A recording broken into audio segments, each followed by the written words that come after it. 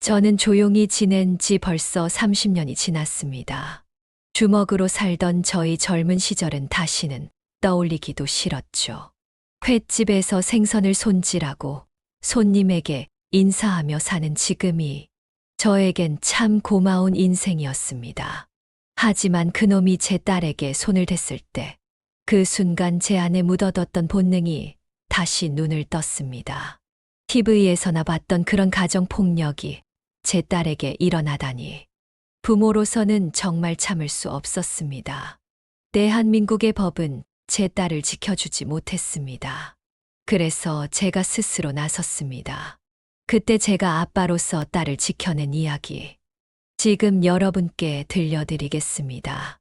그 전에 1초면 되는 좋아요와 구독 버튼을 눌러주시면 영상 제작에 큰 힘이 됩니다. 자, 지금 바로 시작합니다. 골목길 끝자락에 자리한 내 작은 횟집은 20년째 같은 자리를 지키고 있습니다. 빗발치는 간판 아래로 손님들이 오가는 모습을 지켜보는 일이 요즘 제 낙이지요. 김동철, 60의 나이에 이제는 그저 동네 횟집 아저씨로 불리는 게 편합니다. 아침마다 횟집 문을 열고 저녁이면 닫는 평범한 일상이 좋아요. 사장님, 오늘도 회가 신선하네요. 단골 손님의 말에 미소 지으며 가볍게 고개를 숙입니다. 나의 현재 모습만 본다면 내가 한때 부산에서 동회장이라 불리던 인물이었다는 건 아무도 상상하지 못할 겁니다. 그 시절의 기억은 깊숙이 묻어두었고 이제는 그저 좋은 남편이자 아버지로 살고 있었어요. 주방으로 들어가 칼을 잡는 손은 여전히 단단합니다. 비록 이젠 생선을 다루는 데만 쓰이지만 이 손이 예전에 얼마나 무서웠는지 기억하는 사람은 이제 거의 없지요. 아내 미경이도 내 과거에 대해선 묻지 않기로 한 지 오래입니다. 여보, 하늘이한테 전화 왔었어요? 저녁 준비를 하던 미경이가 물었습니다. 딸 하늘이는 반년 전 결혼해서 분가했어요. 좋은 집안, 좋은 직장의 사위감이라 안심했었지요. 아니, 오늘은 연락 없었는데 왜 요새 전화를 잘 안 받나요? 지난번에 만났을 때도 좀 어색했고 미경의 표정이 어두워졌습니다. 나도 느꼈어요. 결혼 초기엔 주말마다 찾아오던 하늘이가 점점 발길을 끊더니 전화도 짧게 끊곤 했습니다. 처음엔 신혼이라 바쁜가 싶었지요. 저녁을 먹으며 텔레비전을 보는데 뉴스에서 가정폭력 사건이 보도됐습니다. 아내와 나는 말없이 화면을 바라봤어요. 그때 울린 전화기. 하늘이 이름이 떴지만 금세 끊겼습니다. 다시 걸었지만 받지 않았어요. 내일 한번 찾아가 볼까. 미경이 말했지만 내 마음은 이미 불안으로 가득 찼습니다. 그날 밤 오랜만에 꿈에서 과거의 내가 나타났어요. 검은 양복을 입고 주먹을 움켜쥔 채로 아침이 되자 횟집 문을 열지 않고 딸네 집으로 향했습니다. 내비게이션에 주소를 입력하고 운전하는 내내 머릿속은 복잡했어요. 그냥 괜찮을 거야. 하지만 부성에는 거짓말을 허용하지 않았습니다. 부산 해운대의 한 아파트 단지 앞에 차를 세웠습니다. 하늘이가 사는 곳이에요. 좋은 동네, 좋은 집, 그리고 겉보기엔 좋은 사위. 하지만 내 가슴 한 구석이 여전히 불편했습니다. 현관 앞에 서서 초인종을 누르려다 멈췄어요. 분명 아침 시간이라 사위는 출근했을 테고 하늘이만 있겠지요. 초인종을 누르자 한참 후에야 문이 열렸습니다. 아빠, 웬일이세요? 하늘이 얼굴은 창백했어요. 화장으로 가리려 했지만 오른쪽 뺨에 붉은 자국이 눈에 들어왔습니다. 순간 내 심장이 빠르게 뛰기 시작했어요. 그냥 지나가다가 아침이나 먹으러 왔지. 집 안으로 들어서자 깔끔하게 정돈된 거실이 보였습니다. 하지만 그 완벽함 속에서도 뭔가 어긋난 기운이 느껴졌어요. 소파에 앉아 주변을 살폈죠. 유리 장식장의 위치가 살짝 비뚤어져 있고 벽에는 무언가 부딪힌 자국이 있었습니다. 아빠, 갑자기 오시면 어떡해요? 준비된 것도 없는데 하늘이가 부엌으로 들어가며 말했어요. 그 모습을 따라가 보니 팔에 멍이 있었습니다. 옷소매로 가리려 했지만 내 눈을 피할 순 없었죠. 그거 어떻게 된 거야? 어제 부엌에서 실수로 넘어졌어요. 하늘이 눈이 흔들렸습니다. 거짓말이었어요. 29년을 키워온 내 딸의 거짓말을 단번에 알아챘습니다. 식탁에 앉아 하늘이가 준비한 차를 마시며 더 자세히 관찰했어요. 움직임은 조심스러웠고 말투는 긴장되어 있었죠. 도윤이는 직장에서 잘 지내니? 네, 아주 잘 지내요. 요새 프로젝트가 많아서 바쁘대요. 하늘이 표정이 순간 굳었습니다. 무언가 숨기고 있다는 것을 확신했어요. 식사를 마치고 돌아갈 때쯤 하늘이 휴대폰에 메시지가 왔습니다. 화면에 여보라는 이름과 함께 오늘 늦게 들어간다. 저녁 챙겨 먹지 마.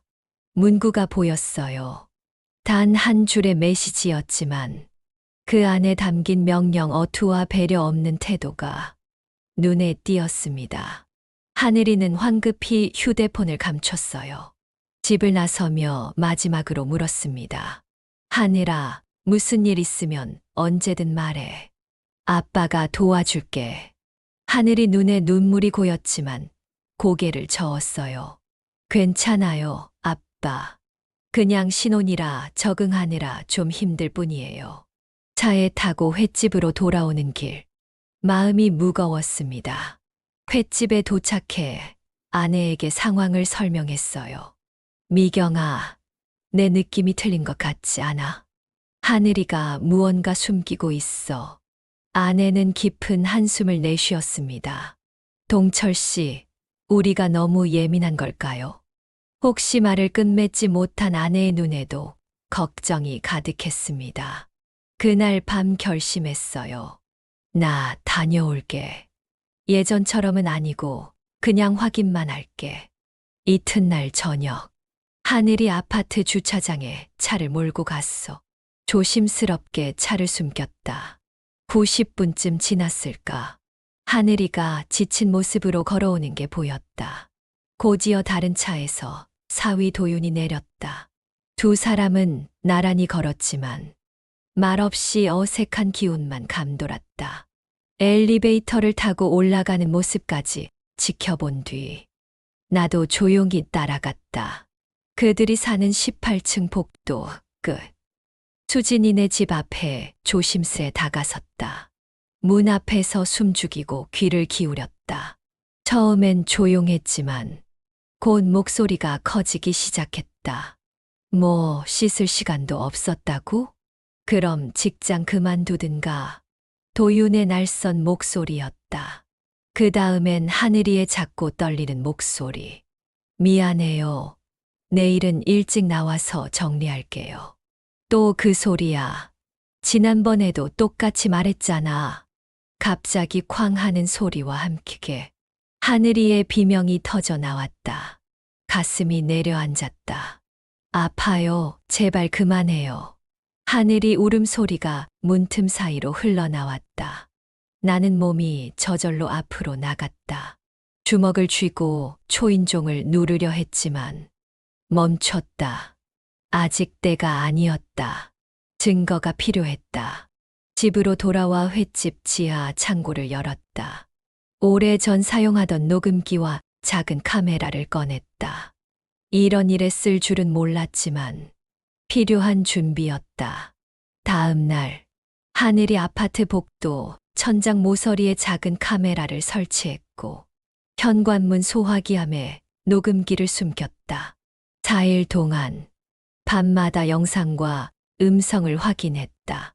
날이 갈수록 심해지는 도윤의 폭언과 폭력, 그리고 하늘이의 흐느낌은 내 심장을 찢어 놓았다. 넷째 날 밤, 집에서 쫓겨나 현관 앞에 무릎 꿇고 있는 하늘이의 모습을 보고 더는 참을 수 없었다. 미경아, 나 이제 가봐야겠다. 아내가 내 눈을 바라보며 고개를 끄덕였다. 조심해요, 여보. 하지만 예전으로 돌아가진 마세요. 내 과거를 아는 아내의 걱정이 이해됐지만 지금은 딸을 구해야 했다. 서랍에서 오래된 명함 한 장을 꺼냈다. 박성호라는 이름이 적혀 있었다. 예전 조직에서 가장 믿었던 동생이다. 성호야, 나 김동철인데 좀 도와줄 일이 있어. 전화를 끊고 차를 몰아 하늘이 아파트로 향했다. 내 눈빛이 달라졌다는 걸 백미러로 확인했다. 스물여섯 전 동 회장이 돌아온 듯했다. 성호와 몇몇 동료들이 주차장에 검은 승용차 2대와 함께 기다리고 있었다. 아무 말 없이 고개만 숙여 인사했다. 형님, 어떻게 도와드릴까요? 성호가 묻자 그 목소리에 예전 존경심이 묻어났다. 비록 조직은 해체됐지만 우린 여전히 의리로 묶여 있었다. 나쁜 짓 하자는 거 아니야. 단지 그놈한테 버릇 좀 가르치자. 차 안에서 상황을 설명했다. 증거 영상과 녹음 파일을 보여주자. 성호의 얼굴이 굳어졌다. 형님, 제가 당장 올라가서 해결하겠습니다. 안 돼. 법적으로 해결할 거야. 다만 그 전에 할 일이 있어. 계획을 세웠다. 도윤 퇴근 시간을 기다렸다가 그를 따라갔다. 회사 앞 유흥업소에 들어가는 걸 지켜봤다.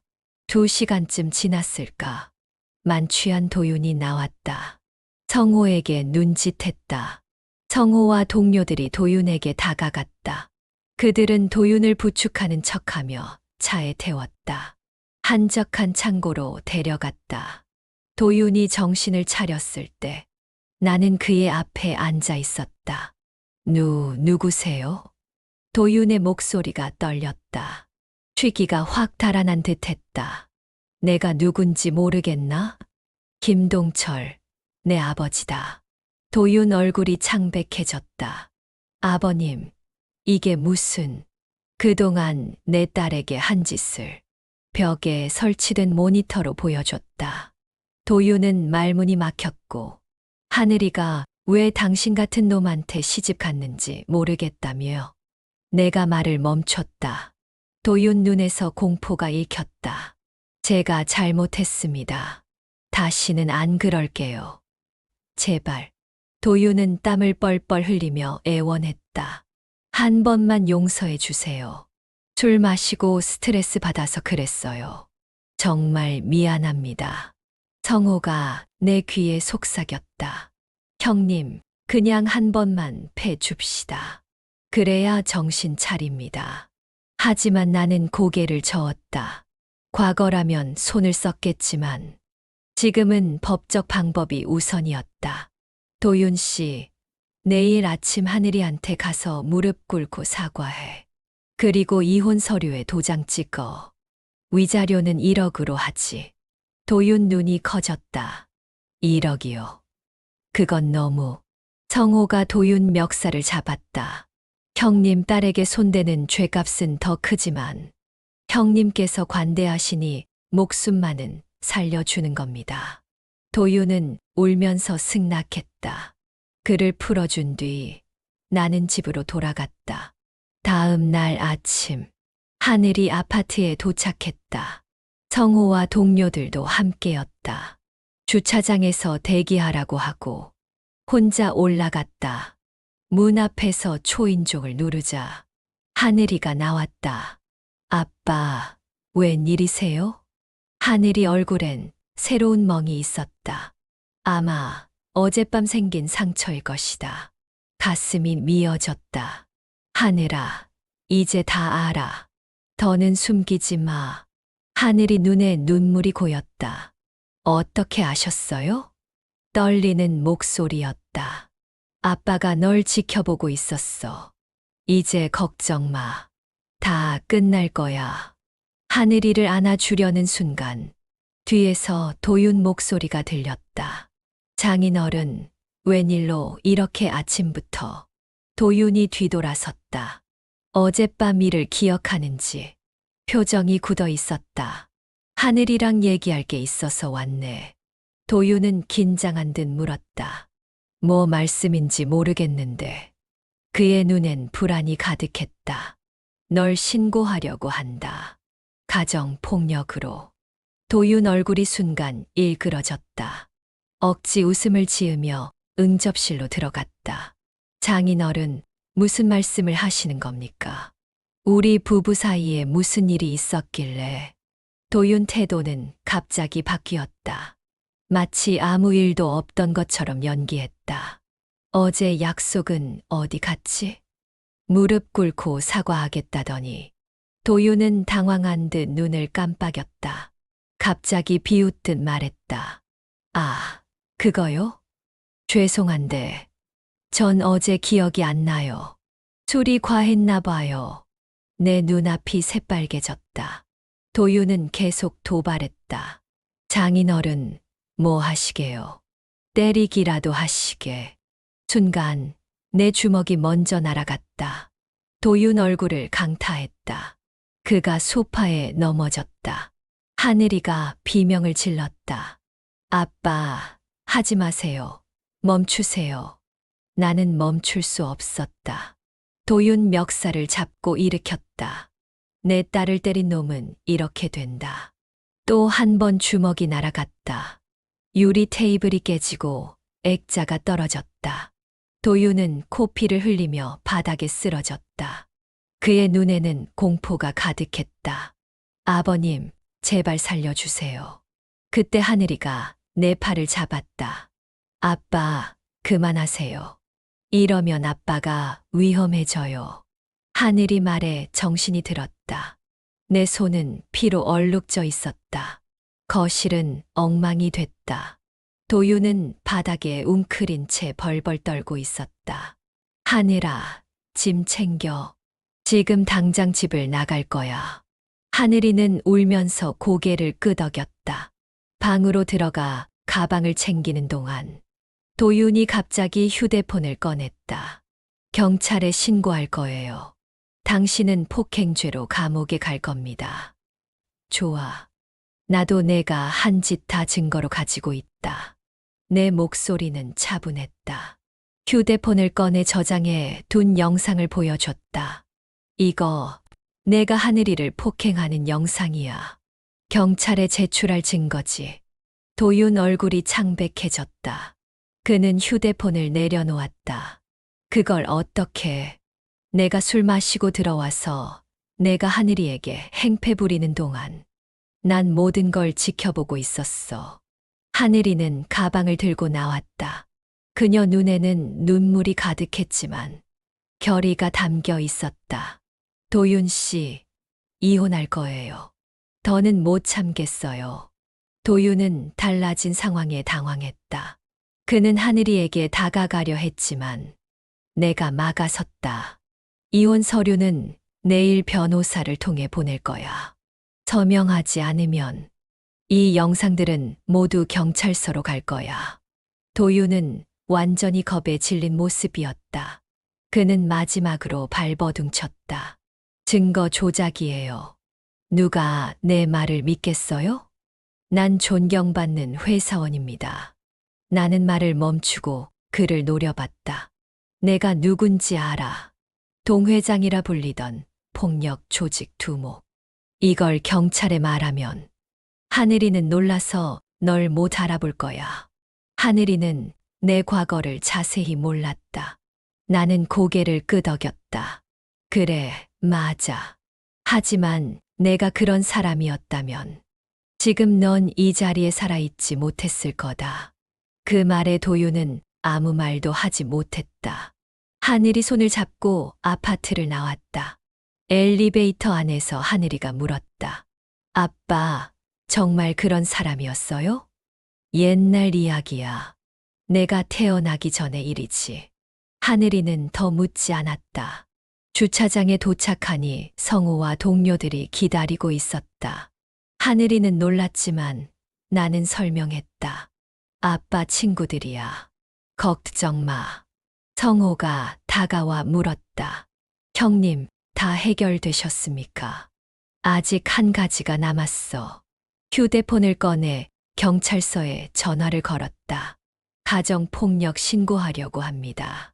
하늘이는 놀란 표정이었지만 내 결심은 확고했다. 하늘아, 이건 그냥 넘어갈 일이 아니야. 법적으로 해결해야 해. 경찰서로 가는 길, 하늘이에게 말했다. 아빠가 예전에 좋지 않은 일을 했던 건 사실이야. 하지만 널 낳고 모든 걸 내려놨어. 이제 난 그냥 횟집 아저씨일 뿐이야. 하늘이는 내 손을 꼭 잡았다. 괜찮아요, 아빠. 전 아빠가 자랑스러워요. 경찰서에 도착해 담당 형사를 만났다. 모든 증거를 제출하고 진술했다. 형사는 증거를 검토한 뒤 도윤을 소환하겠다고 했다. 하늘이는 떨리는 손으로 피해 진술서를 작성했다. 아버님, 제가 진작 말씀드렸어야 했는데. 하늘이 눈물이 종이 위로 떨어졌다. 어깨를 감싸 안았다. 네, 잘못이 아니야. 모든 건 그 자식이 한 짓이니까. 담당 형사가 다시 들어와 말했다. 최도윤 씨에게 연락했습니다. 지금 오는 중이라고 하네요. 1시간쯤 지났을까. 도윤이 변호사와 함께 경찰서에 도착했다. 그는 나와 하늘이를 보며 고개를 숙였다. 형사실로 들어가기 전 도윤 변호사가 우리에게 다가왔다.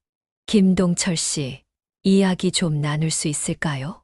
별도의 상담실로 자리를 옮겼다. 변호사는 중재안을 제시했다.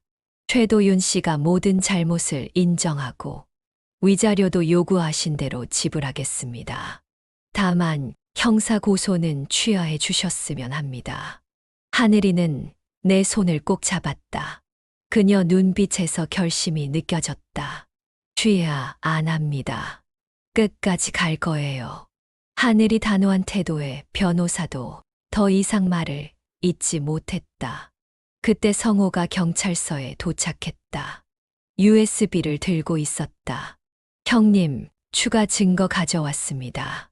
성호가 건넨 USB에는 도윤의 다른 폭력 장면들이 담겨 있었다. 담당 형사는 검토 후 고개를 끄덕였다. 충분한 증거가 확보됐습니다. 가정폭력 혐의로 구속영장을 신청하겠습니다. 도윤은 결국 그날 밤 구속됐다. 집으로 돌아오는 길, 하늘이가 물었다. 이제 어떻게 되는 거예요? 법의 심판을 받게 될 거야. 그리고 넌 새 출발을 하는 거고. 하늘이는 고개를 끄덕였다. 집에 도착하자 미경이가 현관에서 기다리고 있었다. 하늘이를 보자마자 달려와 안았다. 우리 딸 고생 많았어. 그날 밤 하늘이는 오랜만에 본가에서 잠들었다. 나는 베란다에 서서 담배를 피웠다. 미경이가 다가왔다. 괜찮으세요? 응, 괜찮아. 하지만 말을 잊지 못했다. 마음 한구석이 무거웠다. 내가 더 빨리 알아차렸더라면 하늘이가 이렇게 고통받지 않았을 텐데. 자책하지 마세요. 당신이 최선을 다했잖아요. 미경의 위로에 고개를 끄덕였다. 다음 날 아침, 변호사 사무실에 들러 이혼 소송을 준비했다. 변호사는 말했다. 증거가 확실하니 유리한 조건으로 이혼이 가능할 겁니다. 위자료는 물론 재산 분할에서도 우위를 점할 수 있어요. 하지만 하늘이는 고개를 저었다. 돈 같은 건 필요 없어요. 그냥 빨리 끝내고 싶어요. 변호사 사무실을 나오는 길, 도윤의 부모님이 기다리고 있었다. 그들의 표정은 비통했다. 동철 씨, 잠깐 이야기 좀 나눌 수 있을까요? 도윤 아버지가 말했다.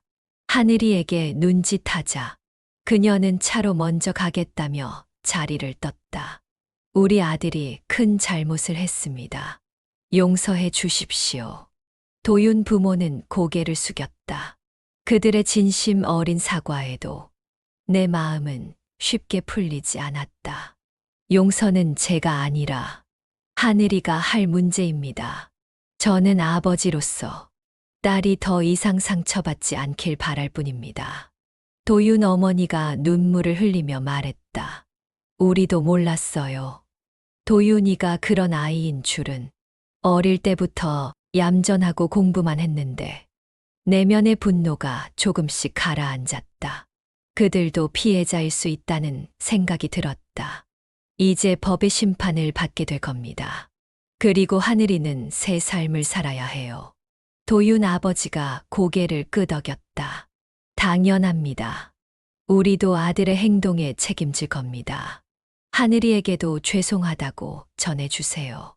그들과 헤어진 후 차에 탄 하늘이에게 상황을 설명했다. 하늘이는 묵묵히 들었고 마지막에 짧게 말했다. 괜찮아요. 아빠, 전 이제 제 삶에 집중할래요. 이틀 후 도윤의 재판날이 왔다.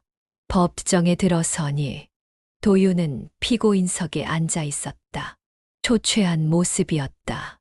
검사는 증거를 하나하나 제시했다. 녹화된 폭력 장면, 녹음된 폭언, 그리고 하늘이의 병원 진단서까지.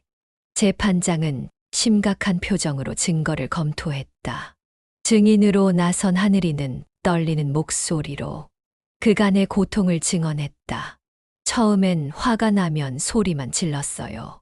하지만 점점 심해져서 손을 대더니 나중엔 주먹으로 때렸어요. 제가 실수하면 밥도 못 먹게 했어요. 법정 안은 숨 죽인 침묵에 휩싸였다. 도윤은 고개를 푹 숙인 채 미동도 하지 않았다. 내 차례가 왔다. 증인석에 서서 담담하게 말했다. 제가 증거를 수집한 이유는 딸을 지키기 위해서였습니다. 사위는 겉으로는 좋은 사람인 척했지만 집에서는 완전히 달랐습니다. 변호인이 물었다.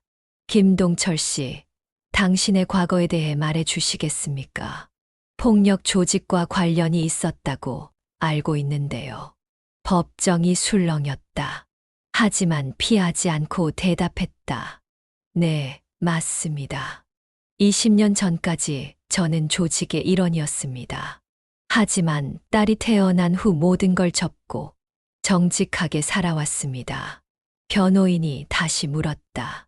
그렇다면 최도윤 씨를 폭행한 것도 인정하십니까? 네, 인정합니다. 하지만 그건 제 딸이 몇 달 동안 당한 폭력을 목격한 후의 일입니다. 검사가 끼어들었다. 김동철 씨, 과거 조직 생활을 하셨을 때도 가족에게 폭력을 행사한 적이 있습니까? 나는 고개를 저었다. 절대 없습니다. 나는 조직원이었지만 가족한텐 손대지 않았습니다. 하지만 최도윤은 평범한 척하면서 사람을 때렸습니다. 그게 더 비겁한 짓입니다. 내 증언이 끝나고 법정을 나왔을 때 하늘이가 기다리고 있었다. 그녀는 울면서 내게 안겼다. 왜 이제야 왔어요, 아빠? 딸을 꼭 안아주었다. 이제야 너를 제대로 지켜줄 수 있어 다행이다. 그날 저녁 재판부는 도윤에게 가정폭력, 협박, 상해 등의 혐의로 3년형을 선고했다. 그리고 하늘이와의 이혼 절차도 본격적으로 시작됐다. 집으로 돌아오는 길, 하늘이가 물었다. 아빠, 정말 그런 사람이었어요? 옛날 이야기야. 내가 태어나기 전의 일이지. 하늘이는 더 묻지 않았다. 주차장에 도착하니 성우와 동료들이 기다리고 있었다. 하늘이는 놀랐지만 나는 설명했다. 아빠 친구들이야. 걱정 마. 성호가 다가와 물었다. 형님, 다 해결되셨습니까? 아직 한 가지가 남았어. 휴대폰을 꺼내 경찰서에 전화를 걸었다. 가정폭력 신고하려고 합니다. 하늘이는 놀란 표정이었지만 내 결심은 확고했다. 하늘아, 이건 그냥 넘어갈 일이 아니야. 법적으로 해결해야 해. 경찰서로 가는 길. 하늘이에게 말했다. 아빠가 예전에 좋지 않은 일을 했던 건 사실이야. 하지만 널 낳고 모든 걸 내려놨어. 이제 난 그냥 횟집 아저씨일 뿐이야. 하늘이는 내 손을 꼭 잡았다. 괜찮아요, 아빠. 전 아빠가 자랑스러워요. 경찰서에 도착해 담당 형사를 만났다. 모든 증거를 제출하고 진술했다. 형사는 증거를 검토한 뒤 도윤을 소환하겠다고 했다. 하늘이는 떨리는 손으로 피해 진술서를 작성했다. 아버님, 제가 진작 말씀드렸어야 했는데. 하늘이 눈물이 종이 위로 떨어졌다. 어깨를 감싸 안았다. 네, 잘못이 아니야. 모든 건 그 자식이 한 짓이니까. 담당 형사가 다시 들어와 말했다. 최도윤 씨에게 연락했습니다. 지금 오는 중이라고 하네요. 1시간쯤 지났을까. 도윤이 변호사와 함께 경찰서에 도착했다. 그는 나와 하늘이를 보며 고개를 숙였다. 형사실로 들어가기 전 도윤 변호사가 우리에게 다가왔다. 김동철 씨, 이야기 좀 나눌 수 있을까요? 별도의 상담실로 자리를 옮겼다. 변호사는 중재안을 제시했다. 최도윤 씨가 모든 잘못을 인정하고 위자료도 요구하신 대로 지불하겠습니다. 다만 형사 고소는 취하해 주셨으면 합니다. 하늘이는 내 손을 꼭 잡았다. 그녀 눈빛에서 결심이 느껴졌다. 취하 안 합니다. 끝까지 갈 거예요. 하늘이 단호한 태도에 변호사도 더 이상 말을 잇지 못했다. 그때 성호가 경찰서에 도착했다. USB를 들고 있었다. 형님, 추가 증거 가져왔습니다. 성호가 건넨 USB에는 도윤의 다른 폭력 장면들이 담겨 있었다. 담당 형사는 검토 후 고개를 끄덕였다. 충분한 증거가 확보됐습니다. 가정폭력 혐의로 구속영장을 신청하겠습니다. 도윤은 결국 그날 밤 구속됐다. 집으로 돌아오는 길, 하늘이가 물었다. 이제 어떻게 되는 거예요? 법의 심판을 받게 될 거야. 그리고 넌 새 출발을 하는 거고. 하늘이는 고개를 끄덕였다.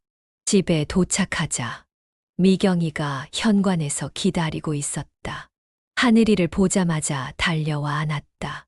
우리 딸 고생 많았어. 그날 밤 하늘이는 오랜만에 본가에서 잠들었다. 나는 베란다에 서서 담배를 피웠다. 미경이가 다가왔다. 괜찮으세요? 응, 괜찮아. 하지만 말을 잊지 못했다. 마음 한구석이 무거웠다. 내가 더 빨리 알아차렸더라면 하늘이가 이렇게 고통받지 않았을 텐데. 자책하지 마세요. 당신이 최선을 다했잖아요. 미경의 위로에 고개를 끄덕였다. 다음 날 아침, 변호사 사무실에 들러 이혼 소송을 준비했다. 변호사는 말했다. 증거가 확실하니 유리한 조건으로 이혼이 가능할 겁니다. 위자료는 물론 재산 분할에서도 우위를 점할 수 있어요. 하지만 하늘이는 고개를 저었다. 돈 같은 건 필요 없어요.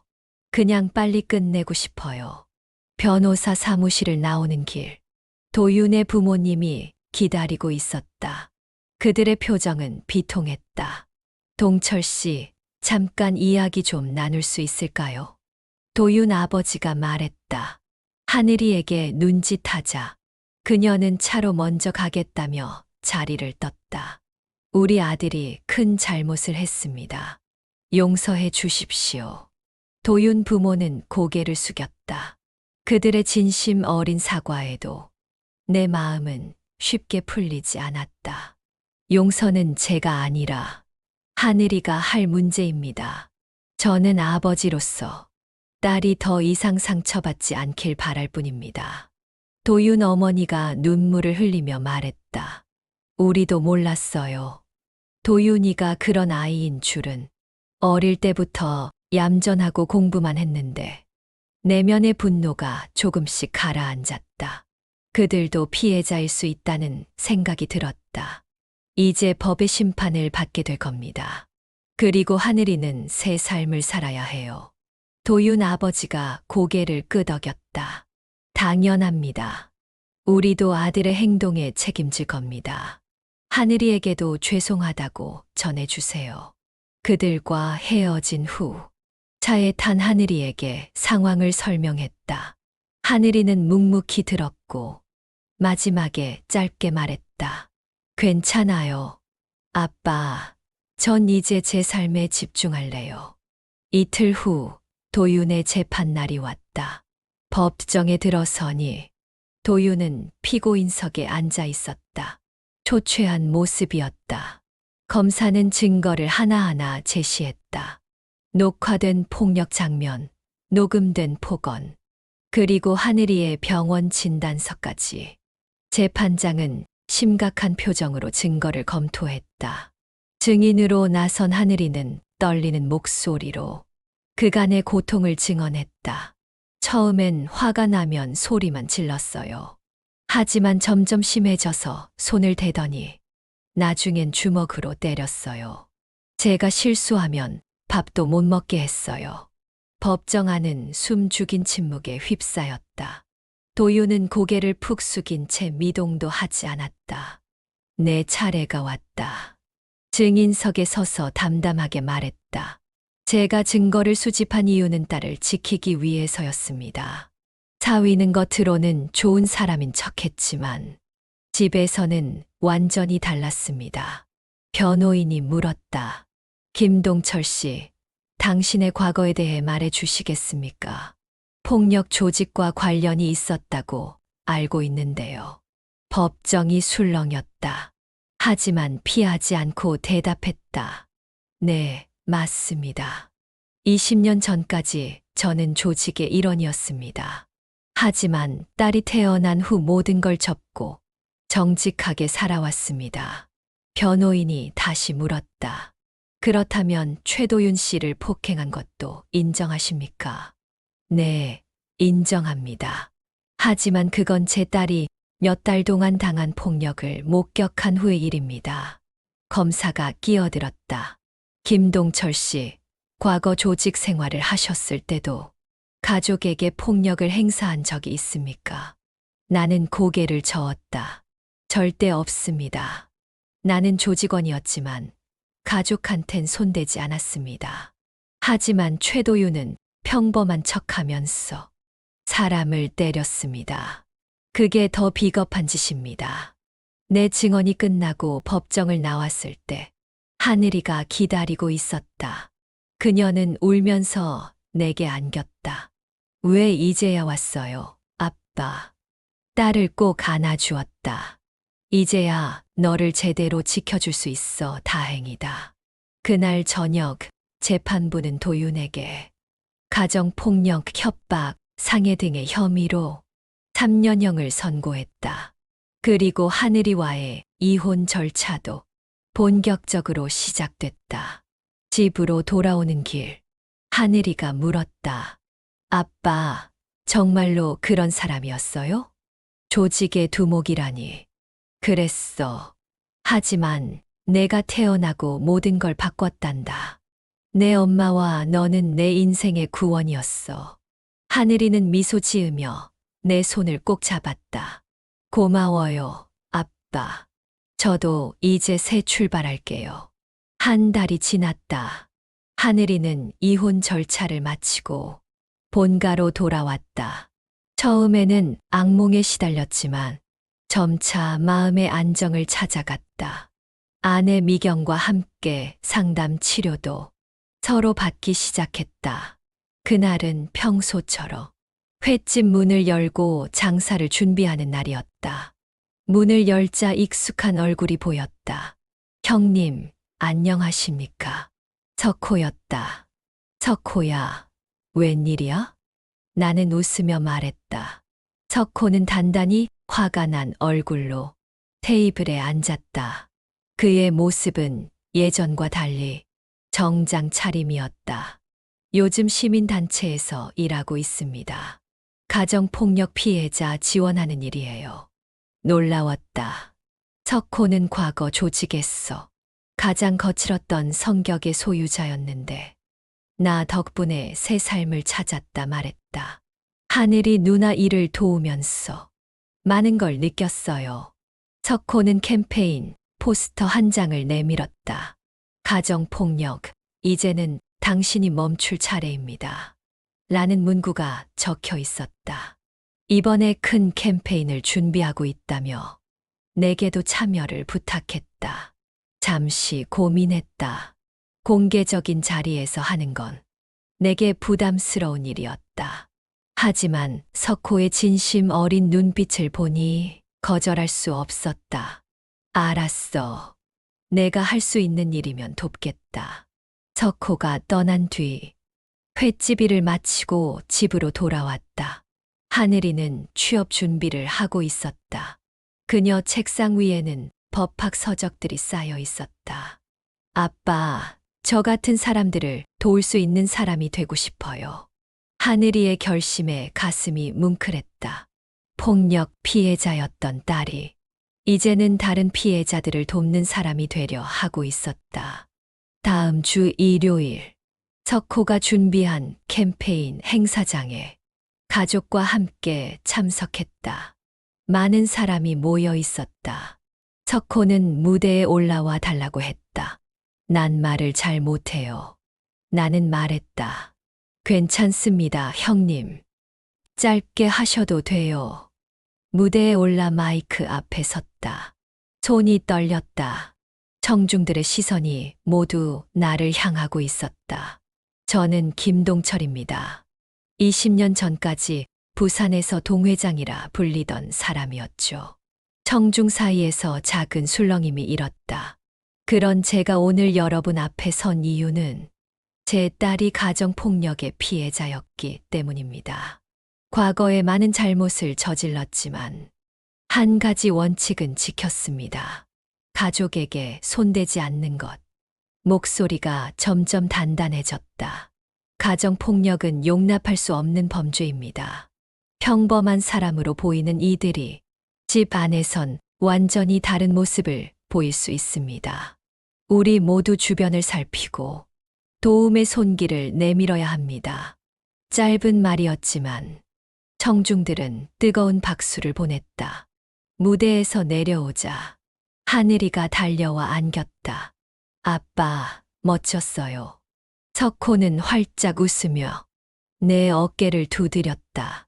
그날 이후로 캠페인은 더 큰 관심을 받기 시작했고 우리 횟집은 가정폭력 피해자들의 안전한 쉼터 역할을 하게 되었다. 한 달 후 횟집 벽에 새 포스터가 붙었다. 가정폭력, 이제는 당신이 멈출 차례입니다. 라는 문구와 함께 신고 전화번호가 적혀 있었다. 포스터를 바라보며 생각했다. 과거에 내가 이런 일을 하게 될 줄은 몰랐지만 마음 한켠에선 뿌듯함이 느껴졌다. 비록 과거엔 잘못된 길을 걸었지만 이제는 그 경험을 바탕으로 다른 이들을 돕고 있으니까 주방으로 들어가 칼을 들었다. 이제 이 손은 음식을 만들고 사람들을 돕는 데만 쓸 것이다. 창문 너머로 석호와 하늘이가 캠페인 자료를 살펴보는 모습이 보였다. 새로운 시작이었다. 말없이 고개를 끄덕이며 다시 일에 집중했다. 이제 내가 지켜야 할 사람들이 있으니까. 과거의 두목이 아닌 그저 평범한 가장으로서